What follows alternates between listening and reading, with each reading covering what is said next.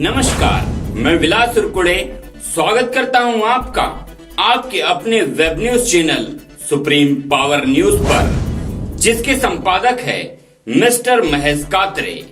आज आपको मैं वारासिनी खैरलांजी विधानसभा की इस चुनावी हलचल से अवगत कराने जा रहा हूं, जहां पर मध्य प्रदेश के बालाघाट जिले की वारासिनी खैरलांजी विधानसभा जब से भाजपा ने गुड्डा जायसवाल को प्रत्याशी बनाया, तब से भाजपा यहां पर तितर बितर दिखाई दे रही। हालांकि काफी समय से स्थानीय भाजपा नेता गुड्डा जायसवाल का विरोध कर रहे थे, फिर भी भाजपा ने गुड्डा जायसवाल को अपना प्रत्याशी बनाकर खड़ा किया।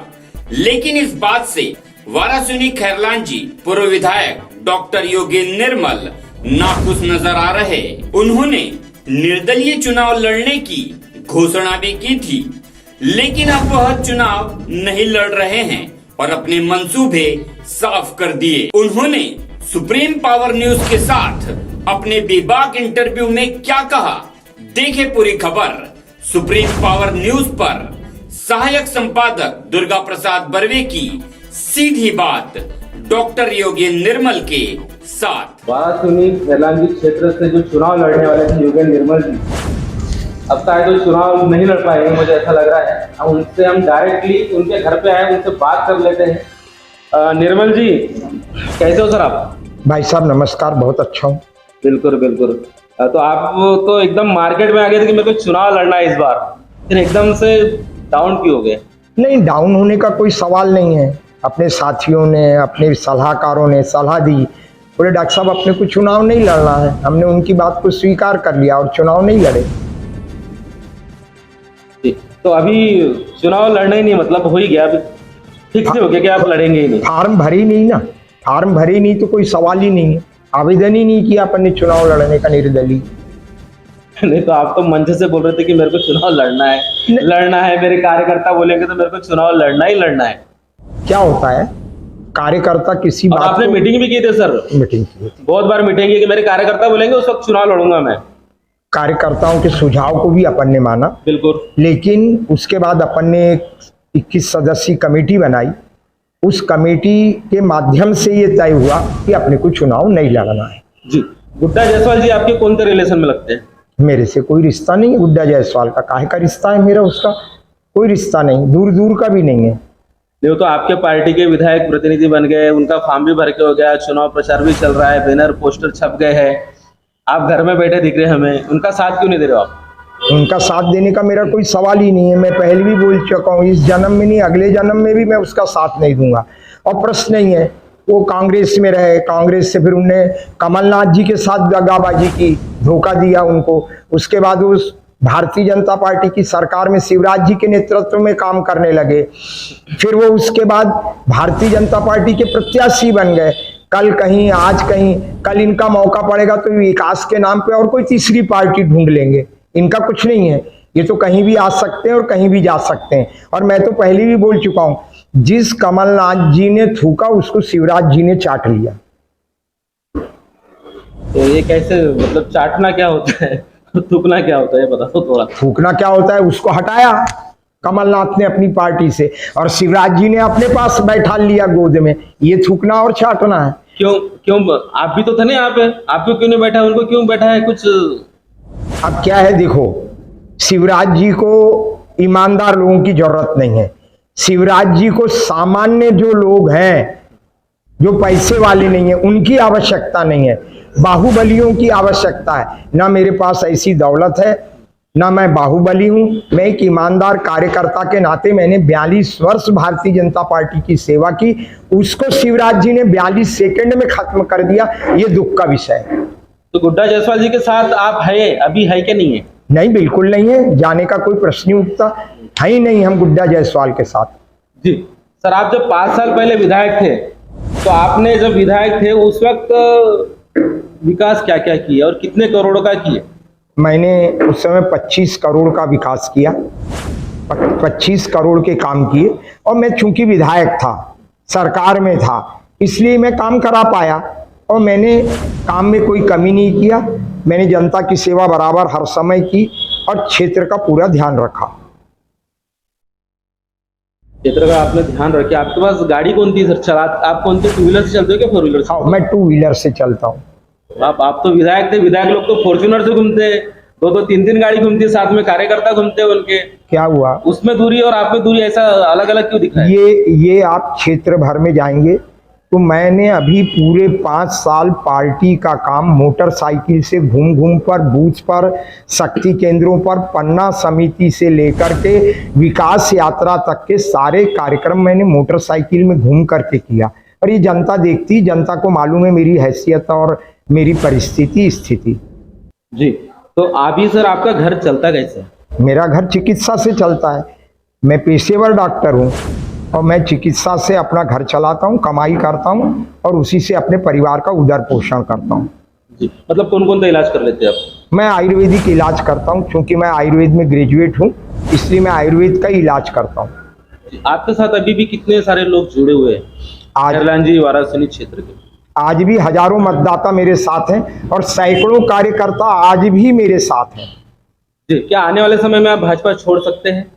नहीं, भाजपा छोड़ने नहीं छोड़ने का तो कोई सवाल ही नहीं है। अभी तो एक धक्का मार करके और हमको बाहर कर दिया, अभी क्या छोड़ने का प्रश्न है, क्या अंदर रहने का प्रश्न है? हमारे स्वाभिमान को जिन्होंने चोट पहुंचाई है उनका काम करना, उनके साथ बैठना नामुमकिन है।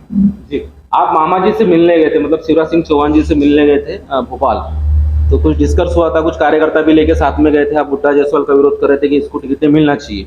किया ना, यहाँ से 250 कार्यकर्ता गए थे, लोगों ने वहां नारेबाजी भी की, गुड्डा जायसवाल के खिलाफ नहीं चलता नहीं चलता, मुर्दाबाद के नारे भी लगाए सीएम हाउस के अंदर। किया ना, पुरजोर विरोध किया, कोई कमी नहीं की विरोध करने में। तो मतलब आपकी बात तो सुनी ही नहीं उन लोगों ने? मतलब आपका प्रेशर नहीं चला वहां? अब प्रेशर नहीं है, उनने हमारी बात नहीं सुने, हम उनकी नहीं सुन रहे हैं। हम उनकी मन की बात हमने हर रविवार को सुने, अब हमारे मन की बात हम सुनो और नहीं सुनोगे तो हम पुंगी बजाएंगे। पुंगी कैसे बजाएंगे? अब वो तो ऐसा है कि गाजर की पुंगी है, बजी तो बजाओ नहीं तो खा जाओ। चलो सर, एक और सवाल आपसे लेता हूँ मैं। शिवराज सिंह चौहान जी आपसे संपर्क में रहते हैं, फोन में बात होती है? चुनाव के मुद्दे के लिए कुछ डिस्कस हुआ होगा आपका? नहीं नहीं, कोई बात नहीं। 5 सितंबर 22 के बाद हमारा शिवराज से कोई बात नहीं हुआ किसी प्रकार का। कहीं बात अगर वो बालाघाट में आए तो इसी आंखों आंखों में, इशारों इशारों में बात हुई, कहीं हमने उनका कंधा पकड़ा, कहीं हाथ पकड़ा, ठीक है कि नहीं। लेकिन शिवराज सिंह चौहान से हमारा कोई चर्चा नहीं हुआ, ना उन्होंने बात करने का कोई प्रयास किया, ना हमको कभी बैठालने का प्रयास किया। जी, विधायक मोदी जी, मैंने देखा है बालाघाट जिले में सबसे ज्यादा विरोध यहीं पे हुआ है और आपके थ्रू ही हुआ है।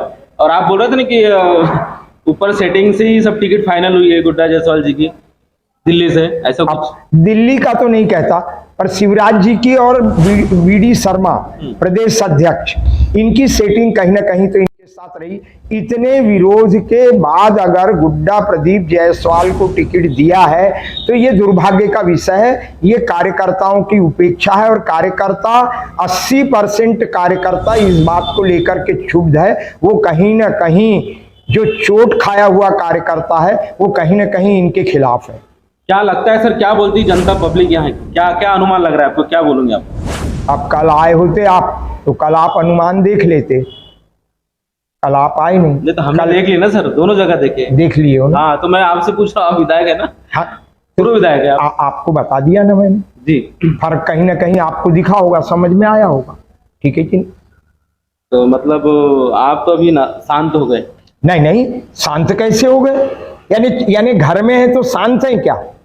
मतलब अरे भाई राख जो है अंदर से खोलते तो गर्म रहती है, ठीक है कि नहीं? शांत होने का क्या मतलब है? शांत हो गए यानी चुपचाप है क्या? चुपचाप नहीं है, अपने वजूद को जिंदा रखेंगे। नहीं, वो तो आप वजूद को जिंदा रखेंगे सर, पर अभी ऐसा प्रचार में तो नहीं निकलेंगे ना बाहर की? मैंने आपको बता चुका ना, मैं किसी कीमत में गुड्डा जायसवाल के प्रचार में नहीं जाऊंगा। और मैं पहली बिगिनिंग में आपका जवाब दे चुका हूं, इस जन्म में नहीं अगले जन्म में भी मेरा और उसका मिलन नहीं हो पाएगा। तो ये पार्टी को लेके कि सब कुछ अंदरूनी आपका कुछ है ऐसा?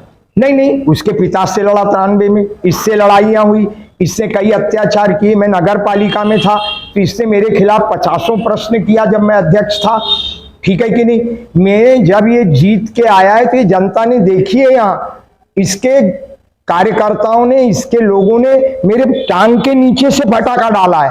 पहले उधर फेंक रहे थे मेरे क्लिनिक के तरफ, फिर तब मेरे पास एक बोलेरो थी तो इन्होंने उस पर फेंकना शुरू किया। उस पर फेंकते फेंकते मैंने कहा यहाँ तो बहुत सी गाड़ियां खड़ी रहती सारी, तो मैंने कहा यार ये तो कहीं फ्यूल वाला है, रहस्य इलाका है। मैं आया दौड़ते दौड़ते, इन्होंने मेरे टांग के नीचे से फटाका फोड़ा। सोच लो कोई दुर्घटना हो जाती तो इसका जवाबदार कौन रहता। आज ये बात कौन शिवराज को बताएगा, ये बात कौन बीडी शर्मा को ये दर्द बताएगा। ये दर्द भी उनको समझना चाहिए था हमारा। इतने सारे अत्याचार इसने किया है कि इसका काम करना किसी भी कीमत में मुमकिन नहीं है। नहीं, आपका संबंध आरएसएस कार्यालय से भी रहा, हेडक्वार्टर से रहा है, हमने देखा है। आरएसएस से मेरा, मैं आज भी स्वयं सेवक हूँ। कौन बोलता है, मेरा ध्वज प्रणाम तो 6 साल का था तब हो गया। मेरे सारे पिता, मेरे काका सब संघ के स्वयं सेवक थे, सब काली टोपी लगाते थे। ठीक है कि मैं आज भी स्वयं से, कोई इससे कौन इनकार कर सकता है। ठीक, तो और जाते जाते सर कुछ और बोल पाएंगे आप? बोल पाएंगे क्या, यही बोलना है नहीं, कि कुछ ऐसा अगर कुछ बड़ा बम फोड़ना हो तो, और हमारे चैनल के माध्यम से डाल दो। देखो जी, बड़ा बम तो यही है कि जिस तरीके की हरकत कार्यकर्ता के साथ की है, कार्यकर्ता इसका सबक सिखाएगा, ये मैं बोलना चाहता हूं। बस, धन्यवाद, प्रणाम जी। तो ये थे हमारे साथ में पूर्व विधायक भाजपा से युगल निर्मल जी, कैमरामैन राहुल के साथ सुप्रीम पावर न्यूज़ के लिए दुर्गा प्रसाद वारस।